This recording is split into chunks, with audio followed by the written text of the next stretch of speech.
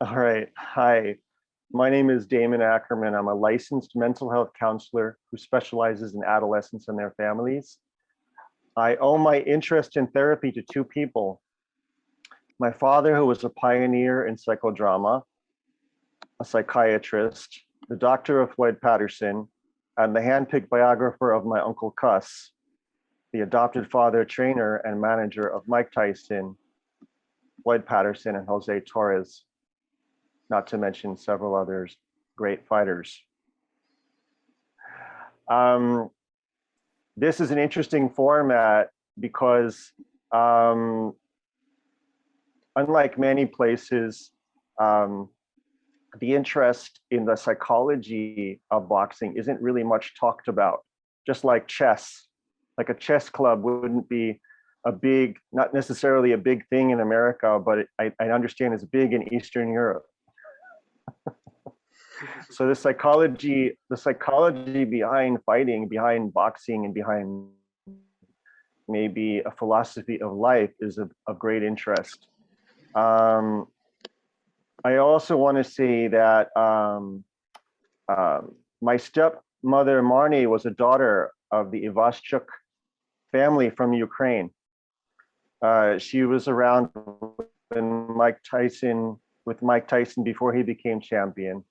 And she was the sister of Camille Ewald, the adopted mother of Mike Tyson.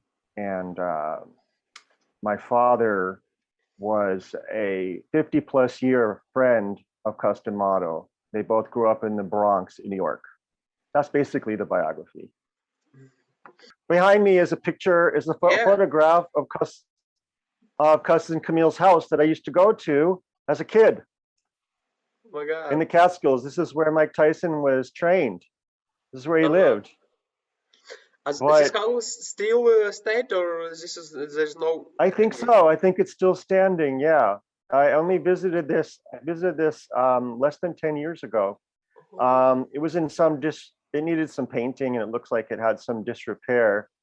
But old houses are like that, you know. Mm-hmm.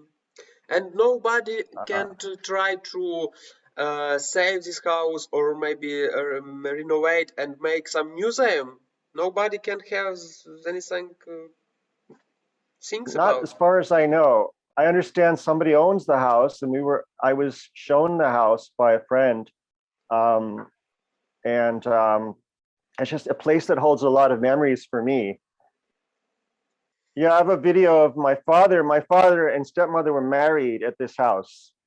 Oh, really? And there's a video. I have an old video of my Uncle Cus peeking out of the window, peeking out the door, and my family walking around the house. I can show that to you at some point. Oh, it's really interesting.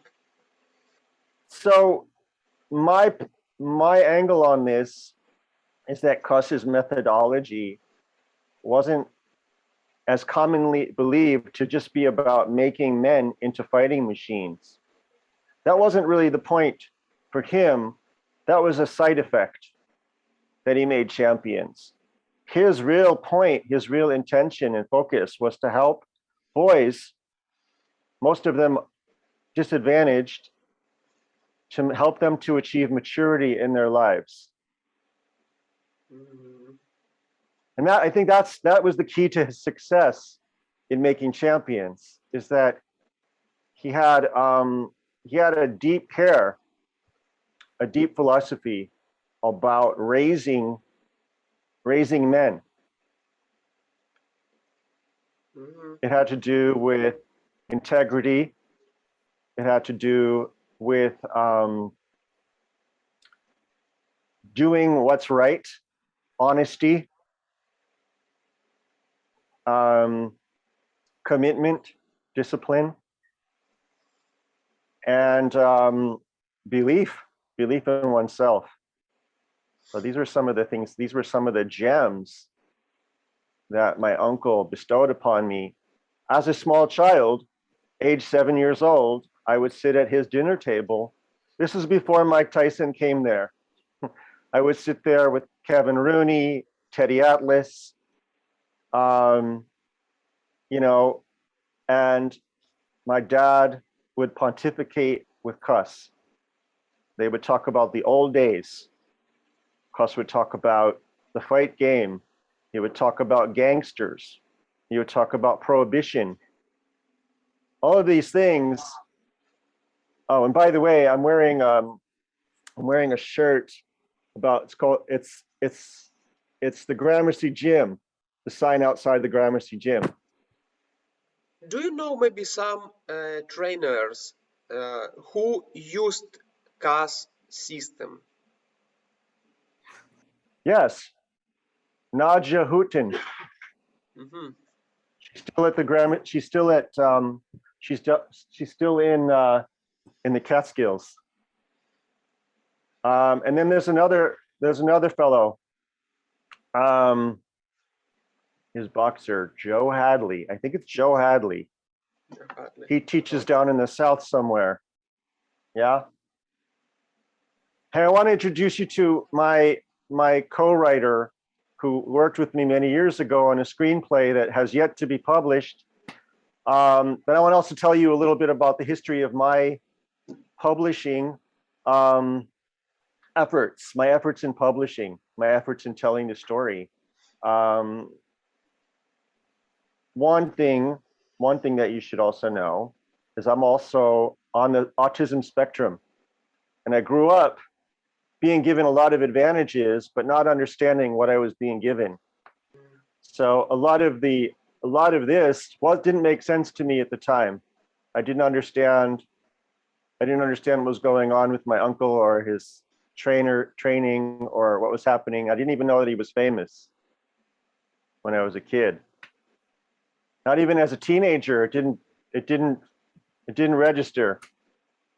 By the way, this in the screen behind me, that's the door of the Gramercy Gym in contemporary times, I would say the 1980s. It looked like it had been tagged by graffiti. So a few words about, if I right understand, you wrote some works, some books, yes, about Cus. So, or all right, let me tell you something. Yes. So I wrote a book with a fellow by the name of Paul Zuckerman. We're currently in conflict. We wrote a manuscript in 2014. We tried to get it published. We had a lot of difficult times, and then Paul decided to pull the plug on the project. My father wrote a manuscript in I think he finished it in early 1980. This is before Mike Tyson became famous, and he was just interested in Cus D'Amato from the perspective of his fight against the IBC, a bit, the mob, the current standing of boxing, and Cus's impressive fight to make a world champion despite the odds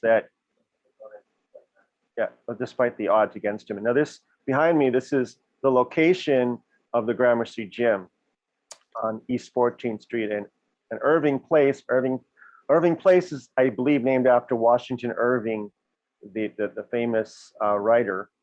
And so this is where Cus D'Amato Way is. They named this corner after him in New York. Mm-hmm. Yeah. Jose Torres and I think Pete Hamill and a few other journalists had something to do with this happening. They petitioned New York City to name this road after him. Mm-hmm. There's a lot of stuff here, and I think it's going to be there's a lot to talk about. So, my journey of trying to publish has been a difficult, rocky one. As a person on the spectrum, we also call it neurodivergent. People like myself have sensitivities as they're growing up and difficulties processing. For instance, social skills are not exceptional. What I had to go through was a long journey to find my voice. Because it's been a difficult struggle for me to be seen and heard. So this is the Catskills in the back of the Catskills. This is what it looks like today. Okay. Yeah. This is the back entrance. I mean, see if I have a photo of the front entrance for you. I might not.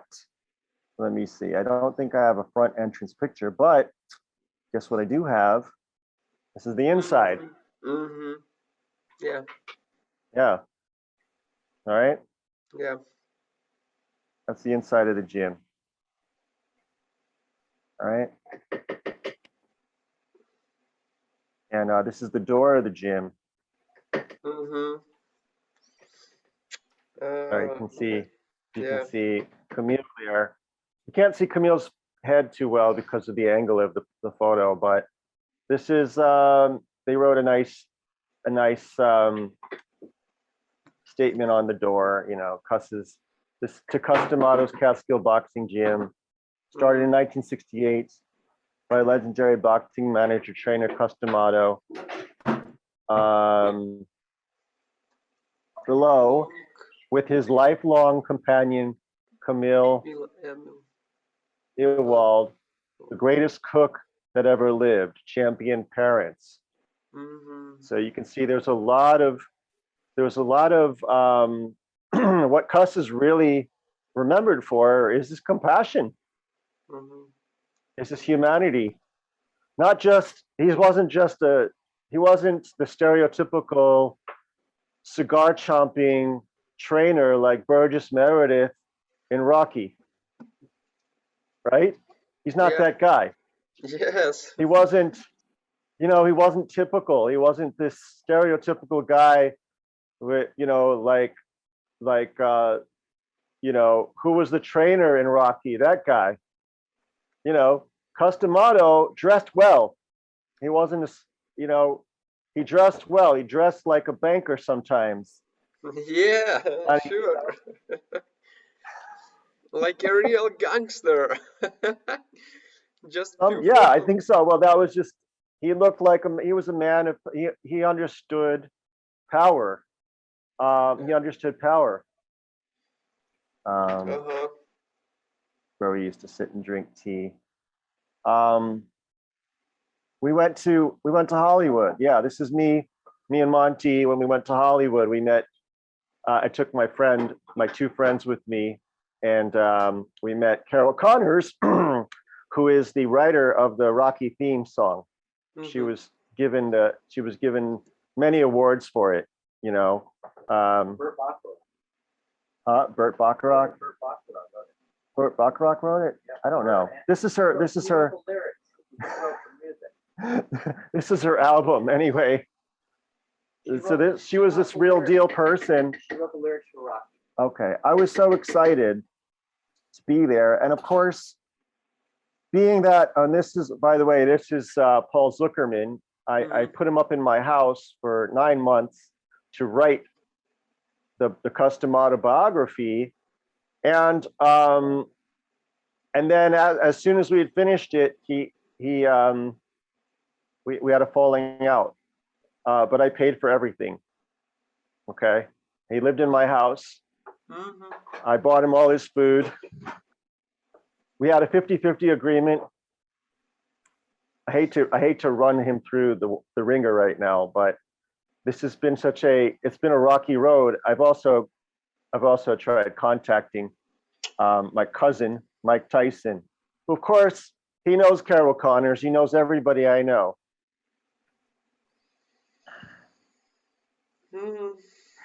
The point is my journey has been trying to find recognition for my understanding of Cus, and I feel like I'm preaching to the choir all the time.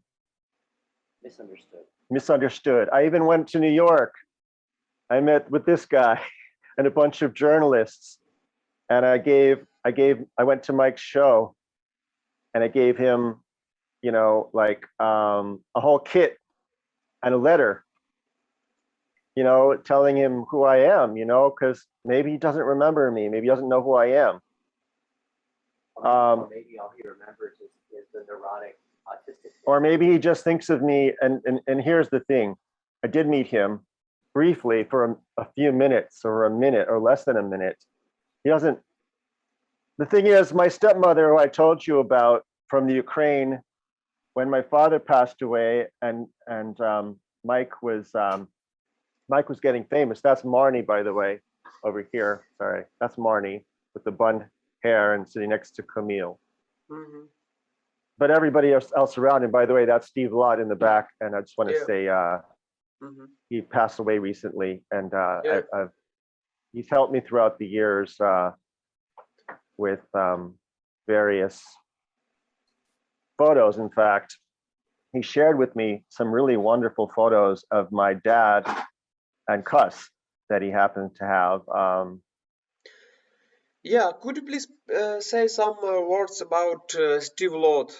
I also make some serious interview about in a memory, on a honest memory of Steve Lott, because he is really famous figure and a very important figure. He one of the guy who tried to save this is memory about Cus, about all these photos, and please. Well, interesting thing is, Steve is an interesting fellow. He reminded me that his birthday and Cus's birthday and Muhammad Ali's birthday were all the same day, January 17th. They were all born on that day, particularly. Oh. How unusual is that? Right? Okay. Think about the coincidence of that. That these three particular friends, and you know, Muhammad Ali was a friend of Cus. Yeah. Okay. Sure. Of course. And Steve Lott was trusted by Cus. He was placed in a very important position by Cus. You know, he was kind of I think he was a big brother figure to Mike. Not really a father figure because he's kind of young guy back then, but kind of a big brother. I have to say that sudden fame and wealth didn't just impact Mike. It impacted everybody around Mike too. You know, all that sudden fame and glory can obfuscate or obliterate a lot of history. You know, the important players get hidden behind the grandstanders, the people that want to hog the spotlight, right? You know, this is me and Steve a few years ago, by the way. Yeah. I used to visit this home. This is the dinner table that I used to sit at with my stepmother and my father and my younger sister. And we used to stay in this house. We used to come to Christmases, Thanksgivings, summertime visits. We would play in the yard. We would look through Uncle Cus's telescope on the Hudson River. Mm-hmm. So this home and you know, Aunt Camille, her pets, the houses, the rooms, just the, you know, the different parts of the house had great meaning to me. And later on, as I began to, my father used to tell me about the stories Uncle Cus was telling. He would explain them to me. Cus would sit for hours after dinner and talk. That was one of his favorite pastimes, is just talking, lecturing to everybody. And he was a very good talker. Sure. Of course. And so here's an intellectual. Cus is an intellectual. It's unusual for someone in his business to be this intellectual. Yes, he all time work and he all time read different books, read about also about hypnosis, and actually, by the way, he have roots from Italy, some mystical roots, some very interesting Calabrian and close to Sicilia also roots. It is very old Italian roots. I also find some places where he was born, about his father. Maybe I was also the first man or first journalist who do this job a few years ago and calling to all this is Apulia churches, Julia, yes. libraries in Bari, and find some prisoners, some popes, and some library workers, and they find these archives and find this Damiano D'Amato, father of Cus D'Amato, where he was Yes, lived. you know something? I was named after Damiano. My name is Damon. Mm-hmm. Yeah. Because my father had a great love. I think my father knew Damiano. Mm-hmm. Because my father was kind of an old guy like Cus. I'll show you a picture. This is my father. This is my father and Cus D'Amato in, I think, 1932. From in the black cover, I mean, in black suit, yeah. Yeah, that's my father Yeah, with yeah. a cigar. He's about to graduate from medical school. Mm-hmm. He graduates in 1933 from medical school. And he became a psychiatrist. Yeah. And between him and Cus, nobody could really talk to these two men because their conversations were so over the heads of so many people. Mm-hmm. You know, so I remember these two. They mystified other people. Now a lot of people just passed Cus off as oddball. He's an oddball because they didn't understand him. But you know, being far and above others intellectually has its liabilities. If you're in a field where other people will compare themselves, then they better think he's an oddball. Otherwise, they know that he's got something on them. You know, that he's better, that he's smarter. And he was. I mean, obviously gifted. And so these two gifted men, and my father was pretty gifted as well. Mm-hmm. So these two gifted men formed a long relationship, a friendship, and they even married into the same family. My father, you know, married Cus's long-term partner, Camille. And then Cus's brother also married one of Camille and Marnie's sisters, Yeah. Rocco and Anna. Uh-huh. Rocco's brother he was killed, yeah, by some policeman, if I don't mind. Jerry. Yes, Jerry. Yeah. You know, Cus never liked to talk about Jerry. So when I first started this project in 2002, Mm-hmm. okay, this is really before Mike's first biography. Okay, Mm-hmm. in 2002, when I received my dad's manuscript, my aunt, my other aunt, Marnie's other sister, sent my sister dad's manuscript. It was in Marnie's possession. Mm-hmm. And so she returned it to me. Thank you. So again, thank you, and we'll be in touch. So we have a good day. Thank you. Thank you again. All right. Bye. Take good care. Good meeting you today. Thank Yeah, you. for you. Bye. Thank you.